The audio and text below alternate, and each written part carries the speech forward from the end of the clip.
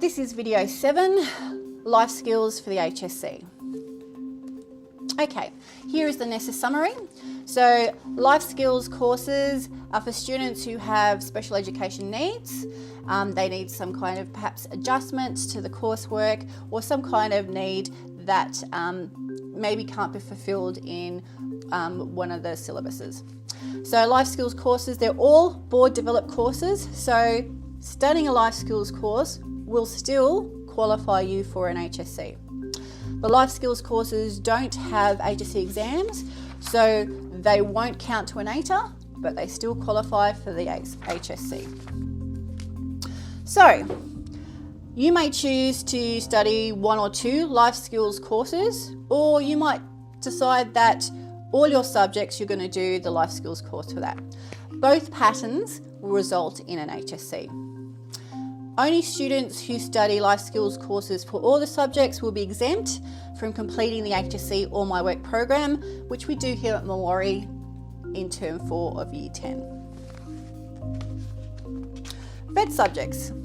Now, VET subjects don't have a life skill course. This is because they are frameworks set by the Australian Skills Quality Authority who regulate qualifications. However, life skills, just because you're doing a few life skills courses doesn't mean that you can't study a VET course. All students can study a VET course. Now with VET courses, the HSC exam is optional. So if you don't want to sit the exam, you don't have to.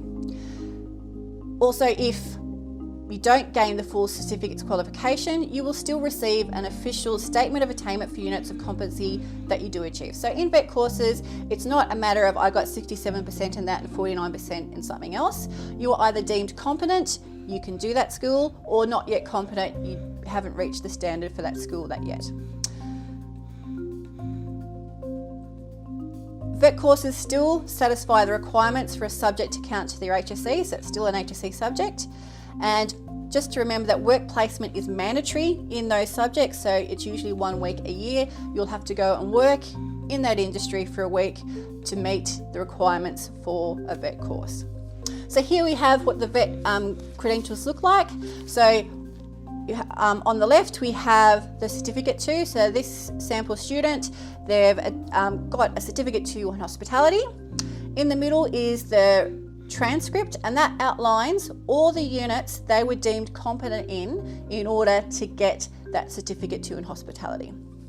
On the right is the statement of attainment. So that student wasn't deemed competent in all the units, didn't get the full certificate 2. However, they were deemed competent in all those units, and that's their official statement of attainment. Now, once you have received that statement of attainment, another training organisation can't make you resit those units because they're yours. You've already earned them, and ASQA said you are at that standard, you get to keep them. You will only have to do them again if ASQA supersedes that particular qualification and says, all right, everyone who used to have that qualification, now you have to go and update it. And that, might happen every 5 or 10 years.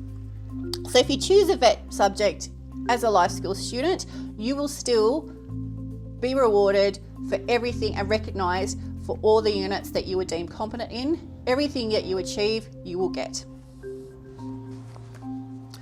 All right, if you're interested in studying a life skills course for a subject or for all subjects, there is a process to go through here at Mulwaree.